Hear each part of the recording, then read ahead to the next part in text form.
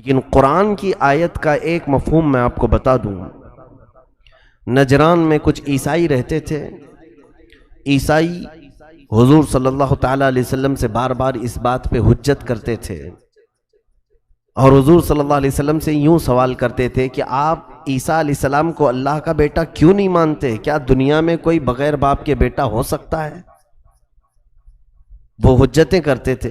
کیا دنیا میں کبھی کوئی بغیر باپ کے بیٹا ہوا ہے؟ رسول کریم صلی اللہ علیہ وسلم نے جواب میں ارشاد فرمایا عیسیٰ علیہ السلام تو صرف بغیر باپ کے پیدا ہوئے اور آدم علیہ السلام بغیر ماں اور بغیر باپ کے پیدا ہوئے. جو رب ذوالجلال ماں اور باپ کے بغیر پیدا کر سکتا ہے وہ محض باپ کے بغیر کسی کو کیوں نہیں پیدا کرے گا؟ تو جب تم آدم علیہ السلام کو اللہ کا بیٹا نہیں کہتے بلکہ اللہ کا بندہ اور رسول مانتے ہو، جبکہ اللہ نے ان کو بغیر ماں اور بغیر باپ کے پیدا کیا ہے، تو عیسیٰ علیہ السلام بھی اسی طرح سے اللہ کے ایک بندے ہیں اور اس کے رسول ہیں. بیٹا مت بناؤ. ان مثل عیسیٰ عند اللہ کمثل آدم خلقہ من تراب. بے شک عیسیٰ علیہ السلام کی مثال اللہ کے نزدیک ویسی ہے جیسے آدم کی، ان کو بھی مٹی سے بنایا ہے.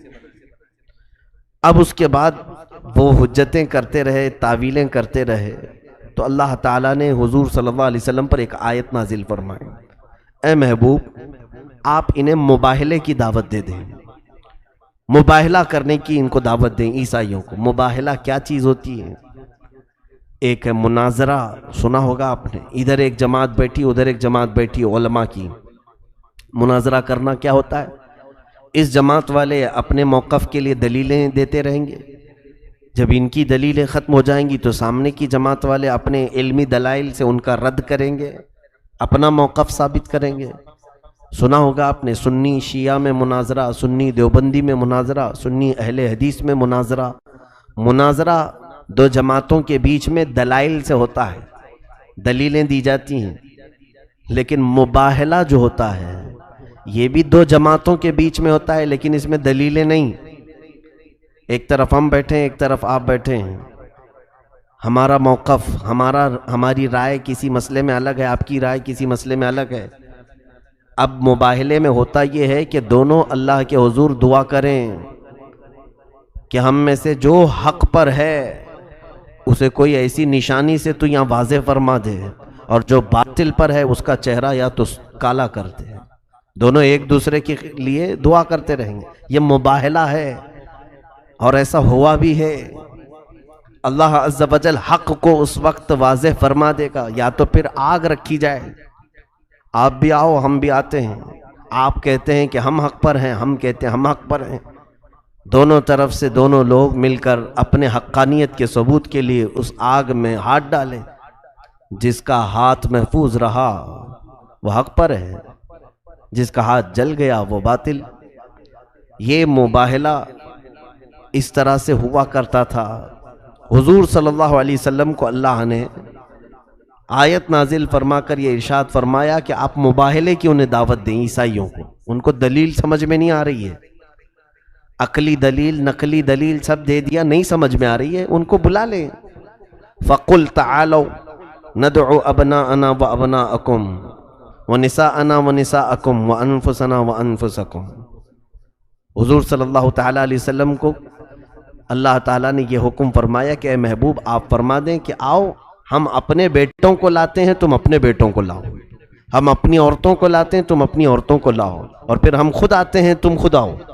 عیسائیوں کے بڑے گروہوں کو چیلنج ہوا نجران کے. یہاں سے میں یہ ثابت کرنا چاہتا ہوں حضور صلی اللہ تعالیٰ علیہ وسلم کے لیے یہ آیت آئی کہ آپ فرما دیں کہ آپ اپنے بیٹوں کو لے جائیں گے، اپنی عورتوں کو لے جائیں گے. اور عیسائیوں کو بھی کہا گیا کہ تم بھی اپنے بیٹے لاؤ، تم بھی اپنی عورتیں لاؤ، میدان میں کھڑے ہو جاؤ. فَنَجْعَلْ لَعْنَةَ اللَّهِ عَلَى الْكَاذِبِينَ. پھر ہم سب مل کر کے لعنت کرتے ہیں، جو جھوٹا ہوگا اس پر اللہ کی لعنت. تم بھی لعنت کرو، ہم بھی لعنت کریں گے. جو جھوٹا ہو اس پر اللہ کی لعنت، اور اللہ کی لعنت جیسی پڑے گی پوری دنیا اسے پہچان لے گی. پھر حضور صلی اللہ تعالیٰ علیہ وسلم پر جب یہ آیت نازل ہوئی تو نجران کے عیسائیوں کو آپ نے مباہلے کی دعوت دی اور چیلنج کیا، اور خود آقا کونین صلی اللہ علیہ وسلم اب نکلے اپنے گھر سے، تو آیت میں حکم یہ تھا کہ آپ اپنے بیٹوں کو، اپنی عورتوں کو لے کر جائیں۔ تو حضور صلی اللہ تعالیٰ علیہ وسلم نے اپنے بیٹوں میں سے کس کو لیا؟ امام حسن مجتبیٰ اور امام حسین اعظم کو لیا، اور پھر عورتوں میں سے بی بی فاطمۃ الزہرا کو لیا، اور مولا علی شیر خدا کو ساتھ میں لیا، اور رسول کریم صلی اللہ علیہ وسلم خود تشریف لے گئے۔ اس طرح سے یہ 5 نفوس قدسیہ پنجتن پاک مباہلے کے لیے نکلے۔ جب حضور صلی اللہ تعالیٰ علیہ وسلم نجران پہنچے تو عیسائیوں کا غول وہاں پر تھا، بہت بڑا مجمع تھا۔ وہاں پر جن لوگوں نے حضور کو دعوت دیا تھا کہ ٹھیک ہے آپ آ جائیے، ہم بھی حق پر ہیں، ہم دیکھتے ہیں، عیسائیوں کا جو بڑا راہب تھا، جو پوپ تھا اس وقت کا، عبد المسیح نام، اس نے حضور صلی اللہ تعالیٰ علیہ وسلم کو آتے ہوئے دیکھا۔ رسول کریم صلی اللہ تعالیٰ علیہ وسلم اس حال میں تشریف لا رہے تھے کہ آپ کی گود میں امام حسین تھے اور دوسری انگلی سے امام حسن کو تھاما ہوا تھا، اور پیچھے حضرت فاطمۃ الزہرا چل رہی تھیں، مولا علی آپ پر سایہ کیے ہوئے جا رہے تھے۔ ظاہر سی بات ہے یہ دنیا کا عظیم ترین نورانی قافلہ ہوگا، سارا نور اسی قافلے میں ہوگا۔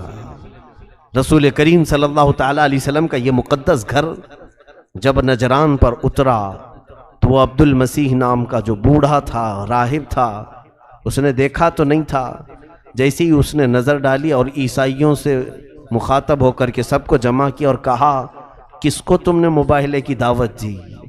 کیا تم نہیں دیکھتے کہ ایسا نہیں لگتا کہ اس میدان میں کئی چاند اتر پڑے ہوئے ہیں؟ کیا ان کے چہروں سے تمہیں ایسا نہیں لگتا کہ ان سے مباہلہ نہیں کیا جا سکتا؟ اور پھر عیسائیوں سے اس نے خود ہی مشورتاً یہ کہا، سمجھ لو وہ نبی مرسل ضرور ہیں، وہ بھیجے ہوئے رسول ضرور ہیں، اور تم جانتے ہو کہ وہ نبی مرسل ہیں، اور ہم اپنی رائے پر اٹل ہو کر کے ان سے مباہلہ کرنے کی کوشش کر رہے ہیں۔ قسم ہے، اس راہب نے کہا، قسم ہے اگر آج ہم نے ان سے مباہلہ کر لیا اور انہوں نے لعنت بھیج دی، قبول ایسی ہوگی کہ قیامت تک پھر کوئی عیسائی پیدا نہیں ہوگا، روئے زمین پر کوئی عیسائی پیدا نہیں ہوگا۔ تو انہوں نے آ کر کے حضور صلی اللہ علیہ وسلم سے معذرت کر لی اور کہا، ہم آپ کے ساتھ مباہلہ نہیں کرنا چاہتے، آپ براہ کرم واپس تشریف لے جائیں۔ رسول کریم صلی اللہ تعالیٰ علیہ وسلم اپنے ان اولاد کے ساتھ واپس تشریف لائے، یعنی اللہ کے حبیب صلی اللہ تعالیٰ علیہ وسلم کے اس نورانی قافلے کے ساتھ مباہلے کا چیلنج قبول نہ کر سکے اس زمانے کے عیسائی، اس لیے کہ انہیں معلوم تھا۔ آج بھی میرے عزیزوں، دنیا کی بیشتر قوموں میں جو لوگ مقدس کتابیں پڑھے ہوئے ہیں وہ جانتے ہیں کہ محمد صلی اللہ علیہ وسلم اللہ کے آخری رسول ہیں، انہیں معلوم ہے رسول پاک صلی اللہ علیہ وسلم وہی رسول ہیں جس کی بشارت ان کی کتابوں میں دی گئی ہے، لیکن بات وہی ہے کہ شیطان نے ان کو اندھا کر رکھا ہے، ہدایت کی طرف آنے سے ان کے راستوں کو وہ روک کر رکھا ہے۔